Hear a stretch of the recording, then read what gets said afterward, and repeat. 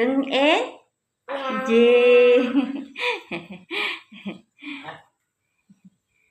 Mama bikin susu ya. Ini kegiatan pagi hari ya. Dadah. Loh sih. Nih. Lagi masak apa itu? Daun, tali, jiwo, atau sambung, nyawa. Buat minum siapa? Ma. Ya, daun tali jiwo atau sambung nyawa bahasa Jawanya. Ya, untuk mengurangi apa? Diabetes ya, atau penyakit gula. Ini mau minum susu sama mama. Sana. Minum susu sama mama. Loh, mama buat susu. Turun. Oke, dah. Ya ini aku berikan ya mungkin seminggu atau 2 atau 3 kali kepada kanjeng mamiku atau kakakku yang beda ibu ya. Vlogku kali ini ya aku menyambut ya teman-teman yang baru bergabung dengan channel Mbak Kayune Lilis ya. Basic saya itu pernah dirawat di RSJ ya. Sekarang usia otak saya 13. Usia otak ya. Usia otak. Kalau usia umurnya ya kepala 4 ya itu. Kalau kalian yang bingung kadang kok Mbak E tentang kehidupan, kadang kok Mbak E tentang politik, kadang Mbak E kok ada video-video tentang anak-anak kecil, kadang Mbak E ya ada ya mungkin ngobrol sama orang-orang sekitar itu ya. Ya itulah caraku kalau untuk orang ngobrol dengan orang sekitar ya untuk nambah ilmu kalau menurut saya ya. Bagaimana karakter orang ini, bagaimana keseharian orang ini. Ya, nanti lanjut di kembali lagi di usiaku yang otakku yang baru 13 tahun ini ya.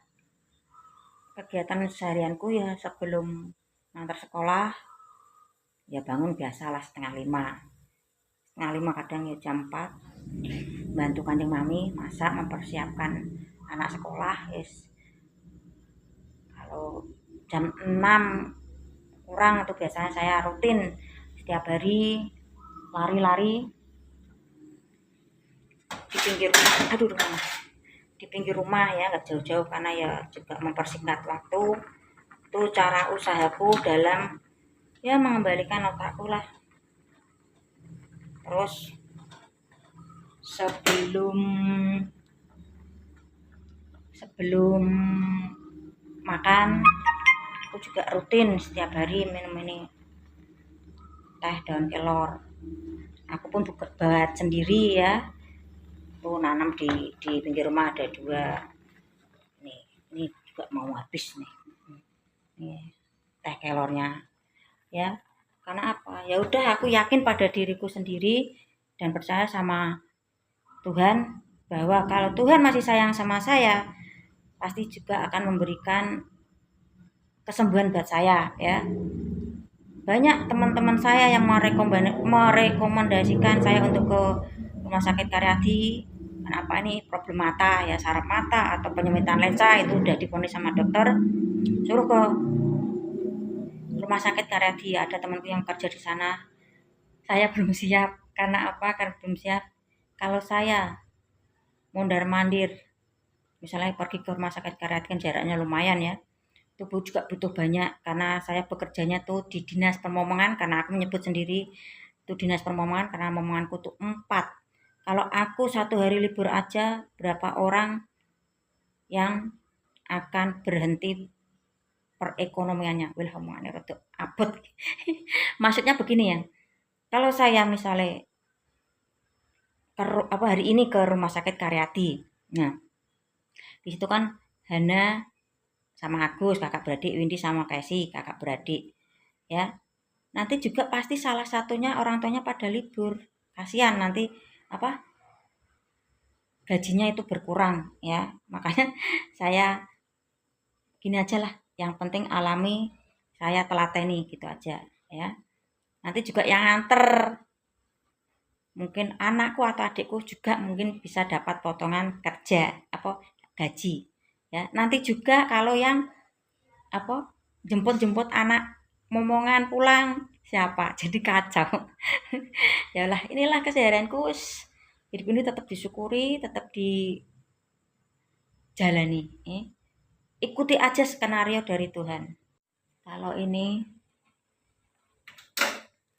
tali jiwa ini aku berikan kanjeng mamiku sama kakakku. Sekali lagi, karma itu ada, familiku semua ya, ada.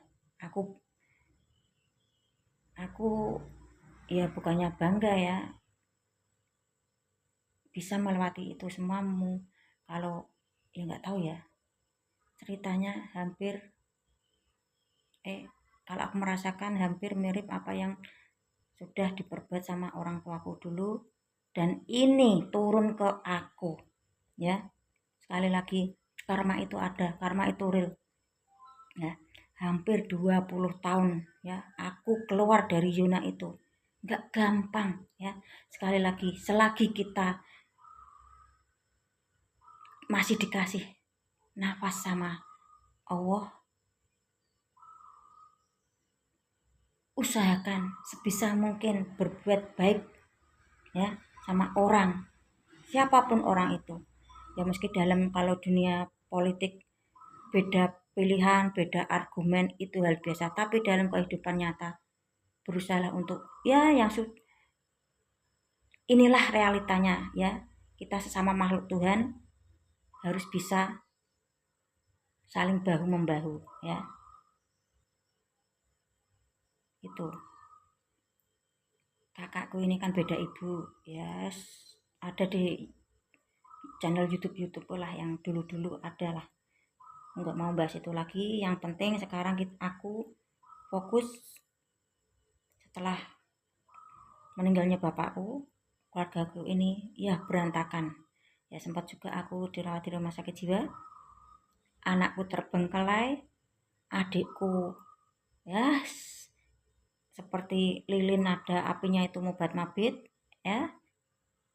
Dan saya pun berusaha untuk menata kembali rumah ini, karena saya hanya dapat warisan dari bapak saya, yaitu berupa kata-kata. Kalau ingat ini saya sih agak sedih, tapi nggak bisa sedih saya. Harus berusaha untuk kuat. Sebelum beliau meninggal, kata ini yang masih saya pegang. Bapak, babi nggak lama, maksudnya nggak lama, umurnya itu nggak akan lama, karena waktu itu sakit-sakitan. Jaga adik-adikmu, itu kata-kata yang selalu masih teringat sampai sekarang. Makanya biar bagaimanapun kedua adikku meski sudah berumah tangga masing-masing, setiap ada masalah aku berusaha untuk menengahi. Saya pribadi juga nggak mau adik-adik saya nasibnya seperti saya dalam berumah tangga ya 2 kali gagal. Saya nggak mau, cukup saya yang menerima karma orang tua saya terima dengan ikhlas ya. Kalau bisa cukup saya saja, anak adik-adikku, cucu-cucuku kelak mungkin kalau bisa jangan ya. Kembali lagi semua kepada Allah ya. Ya ini mungkin permintaanku Kalau Tuhan berkehendak lain ya silakan, karena ini jalan kita itu yang takdir kita itu yang menentukan juga Allah. Kalau kita berusaha untuk maunya gini tapi Tuhan itu belum kehendak, ya nggak tahu kita itu ya. Kalau di dunia politik, pesan saya, berpolitik boleh ya, jangan sampai masuk terlalu dalam ke hati, jangan terlalu sampai dipikir sampai nemen-nemen ya. Jangan sampai nemen-nemen apa sih, ya intinya terlalu dalam lah mikirnya ya. Ingat, masih ada keluarga yang harus kita perjuangkan. Oke, sekali lagi, kenapa saya begitu kok? Presiden saya, ya beliau ini, Bapak Jokowi, manusia biasa, bukan dewa juga bukan malaikat, pasti masih punya kekurangan. Biar bagaimanapun beliau sudah berusaha, pasti masih ada sisi negatif dari orang yang sedang memperhatikan beliau, apalagi yang tidak suka, pasti ke arah negatif. Karena saya seperti ini, bilang seperti ini, saya pun sedang menjadi pemimpin dalam keluargaku ini, meski aku perempuan ya. Bagaimana ibuku mempersambungkan ibuku dengan kakakku yang beda ibu, yang kebetulan rumahnya di depan rumah. Ada lagi adikku perempuan yang beda ibu, mungkin hampir 25 tahun belum pernah melihat wajahnya, ada di posisi Brangsong Kendal ya, belum pernah aku melihat ya. Ya insya Allah kalau ada dana, saya sama adik-adikku ya mau mempersambung silaturahmi yang dulu putus.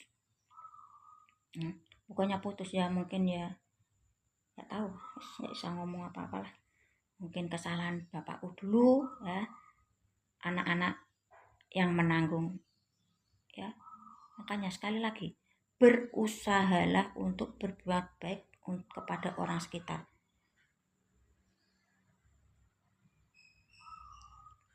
Misal kalau kita tidak menuai, tidak panen, insya Allah anak kita yang akan panen ya. Contohnya kalau saya berbuat baik, kalau mungkin saat ini orang-orang banyak yang tidak suka sama saya, ya nggak masalah, mungkin anak-anak kita atau cucu-cucu kita nanti yang akan menuai, yang panen hasil dari kebaikan orang tuanya. Begitu juga sebaliknya, kalau orang tuanya ya kelakuannya seperti itu, pasti tidak jauh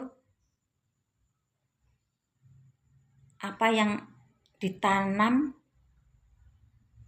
ya pasti akan dipanen sama anaknya, tidak jauh dari apa yang ditanam orang tuanya. Contohnya misalnya orang tuanya suka mabuk, suka menanam rudal di mana-mana, nanti anak atau cucunya nanti tidak jauh dari apa yang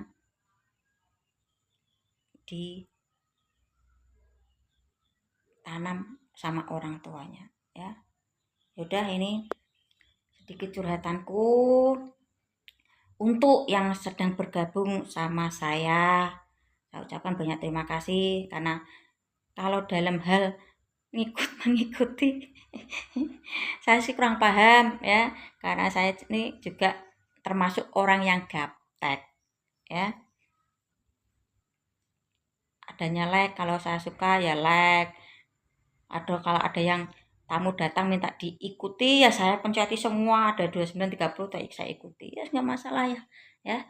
Kalau prinsip saya gini, kalau kalian senang saya juga ikut senang, kalau kalian bahagia saya juga ikut bahagia. Oke ya, sebisa mungkin dalam kita menghadapi cobaan hidup, usahakan untuk ya membuat diri kita itu bahagia ya. ya meski cara kebanyakan dengan makan yang nggak bisa mahal ya dengan murah-murah, jajanan kaki lima aja. Oke, wes ki mau vlog opo mau. Oke, mau sarapan pagi sama sambal VT sama tempe. Oke, jangan lupa sarapan. Tetap semangat dalam menjalani hidup. Yes, gitu ya.